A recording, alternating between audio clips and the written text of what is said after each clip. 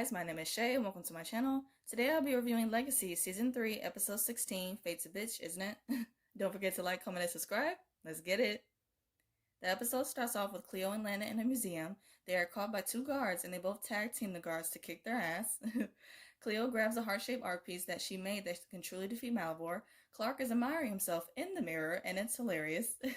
He asks the girls if they missed him and they have no response. He says that a triad witch brought him back to life. He says that he has a plan and before he can say what it is, Lizzie does a spell to knock him out. Lizzie reminds him of Clark's evil ways and the things that he has done, and she tells him that they should just take Clark back to the school and let Alaric deal with it. Caleb and MG are in Alaric's office and they are asking to go on a superhero mission. Alaric is against it, but later on he agrees after informing them about Cleo and Landon's crime in the paper. He tells them to cover their tracks and figure out what they're doing.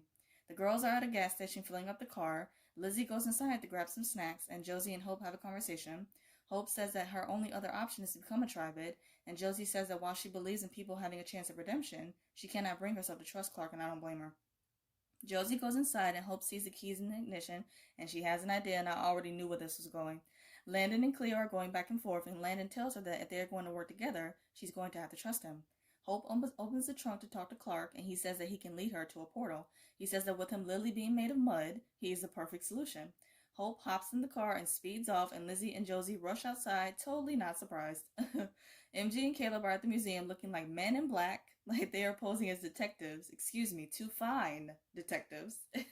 And they are doing an excellent job. Caleb compels the guard that was there that night and tells him to forget everything. MG finds a hotel key card and they both leave. Hope and Clark go to the woods and she gets the feeling that he's stalling for some reason.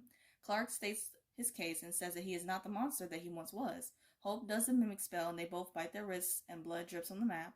Hope realizes that he has actual blood instead of mud in his system, and Clark says that he is changed.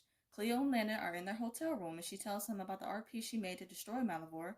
She uses her powers to turn the piece into clay and waits for the spell to work. She gets frustrated that it doesn't work and storms out of the room.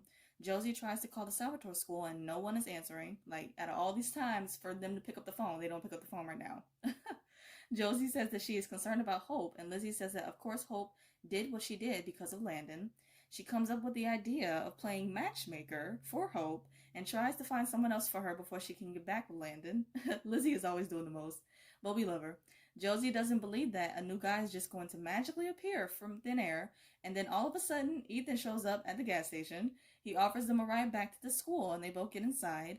Landon comes to Cleo and they have a conversation, and they both can relate to each other from her being held captive by Malivore and him being stuck in the prison world. Landon says that if anyone wants to get to Cleo, they are going to have to go through him.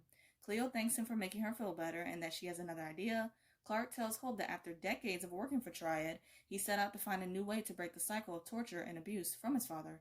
He says that he learned about the artifact that could grant your heart's desire, and Hope tells him that a muse was locked inside of it. Clark is shocked and jealous at Hope opening the artifact when he spent years trying, and that was funny. Like, he was really annoyed. Clark says that with him being human and free, if Malivore finds him, he won't resurrect like Hope or Landon. Hope makes a face when she says Landon's name, and she tells Clark that her and Landon are no longer together.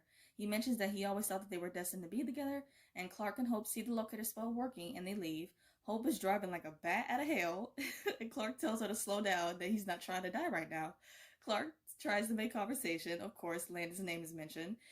Hope says that with Landon being Malivore's meso, and of course her being the only one to destroy Malivore, they are incompatible. Clark says that with him beating his fate as a mudman, then maybe they can too. Alaric is on the phone with Caleb and MG, and they let him know about the location of Cleo and Landon, and he says that he will meet them there. MG asks Caleb what is he going to say to Cleo when they get there, and Caleb practices out loud. He says that he apologizes for not taking her word, and for not telling her how he felt when he had the chance. He says that she inspired him to open his heart, and makes him want to be a better version of himself. Also, that no one has ever made him feel the way that she does, and it's so beautiful. Like, Caleb confessing his feelings for Cleo out loud, it reminded me of when MG did the same thing about Lizzie, and of course Caleb was there when he did that, and it's so truly sweet how these two have such a bond and a brotherhood to where they're able to be real and vulnerable like this. Like, oh, I love it so much. As MJ is listening to this, I could tell, or at least it seemed like to me, that he was thinking about Lizzie, and it just made my heart melt. But it also made me a little bit sad, because of course I want them together right now, and they're not. Caleb asks MG if she's going to feel it or if he's going to crash and burn. The next shot shows them stopping in a hurry, and it shows a car accident on the side of the road. And that was actually a pretty creepy but spot on transition. MG says that Cleo will have to wait and that these people need their help. Lizzie is pleading Hope's case to Ethan, and Ethan catches on to her talking about Hope a lot. She invites him to go on a tour of the school. While Josie is hesitant to the whole thing, she goes to talk to Alaric about what's happening with Hope. Before Josie goes inside, Finch comes outside and Josie tells her that she needs her help with something. Landon and Cleo are in the room, and she brings up of her time with Leonardo and how it inspired his creativity. She does this spell and tells Landon to focus on his thoughts. It starts to work, and Landon says that the world is a pebble full of possibilities. Cleo tells him to focus on the problem and to pick it up. Landon has a flashbacks of Hope along with Malivore, and he says that he knows what he has to do. Hope kicks down the door like true badass Hope Michelson fashion and questions them about what they were doing before she came in. Neither of them respond, and Clark walks in the room and states the obvious, literally, that this situation is awkward. Like, thank you, Clark. We had no idea. Hope says that they are trying to find the portal, and Cleo says the same thing. Hope doesn't believe her, and she storms off. Josie is rushing, clearing all of the weapons and anything that is supernatural before Ethan sees something.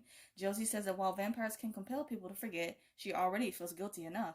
Finch questions her what did she do to Ethan, and before she can respond, Lizzie comes upstairs with Ethan. Josie does a spell to make them invisible. Ethan asks Lizzie if she wants to play football outside, and they can talk more about Hope. Landon and Clark are talking, and Landon says that while Clark is human, he will always be a monster. Clark says that the same thing about Landon and pulls out his mask along with his weapons. Clark says that they can band together and be real brothers, something that their father never wanted. Landon says that Malivore must have really did a number on him in the darkness, and Clark says that Hope was the only person that he told about being in the darkness, and he grabbed something to defend himself. And of course, when I first watched this, I didn't catch on to it, but the second time, I'm like, oh man, like something is going on, something is not right here. Lizzie and Ethan are outside playing football, and he's still talking about Hope. She says that talking about someone else's romantic life is better than talking about her own. Ethan questions her about it, and Lizzie decides to open up. Lizzie mentions Sebastian and how he had to relocate, when in reality, he got stuck in the prison world, and I'm so happy about that. Like, I'm so glad that he is out of the picture, because once he was around, I just didn't like him at all. She also brings up MG, but doesn't exactly say his name, and that they've had this whole will they, won't they forever thing. And just when it seemed like they might, it didn't go anywhere. She says that she's still single, and Ethan tells her that the right guy will come along. She thanks him for being sweet, and that while she doesn't need his sympathy, Hope does. She tries to set them up on a date for Friday, and Ethan says that they should get back to the school. Cleo apologizes to Hope for everything and that she's truly sorry. She says that if anyone can relate to bearing a burden that you cannot escape and must face alone, it's Hope. Cleo says that the only thing that she and Landon have shared is a mission, and only that.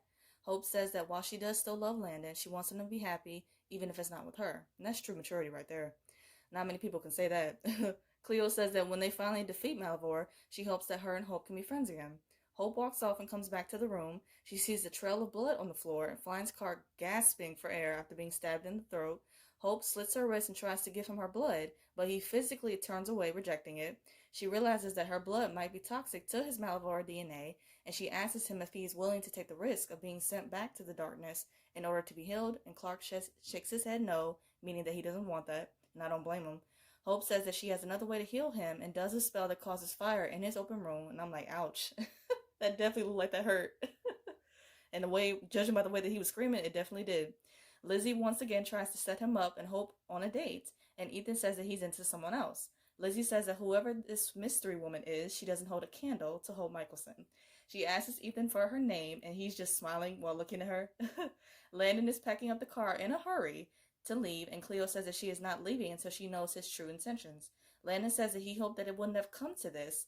The ambulance are at the scene of the crash, and an injured victim says that the two people with masks showed up and that he didn't get the chance to take them. MG and Caleb are in the car praising each other on a job well done on their first superhero mission. MG asks if he was supposed to make this big speech to someone, but can't remember exactly who it was, and neither can Caleb. Alaric arrives at the hotel and finds Landon hunched over on the ground. Landon stands up, and we see him swallowing Cleo's arm. He charges at Alaric. Alaric shoots him with his tranquilizer darts, knocking him out, and Hope rushes outside. Alaric tells Hope that this is not the real Landon, and I'm just like, we have really been deceived yet again. Like, we just got him back thinking that this was the real Landon, and this is not even him again? Okay. Oh, it's crazy. Clark thanks Hope for saving his life and asks if this makes them friends. And Hope replies, frenemies at best. Like, don't push it. He says that he owes her one and tells her that Landon is not who she thinks he is. Hope tells him that she would have known sooner if she had just realized that the person he was claiming to be for being stuck in the prison world is far from the person that she knows better than anyone.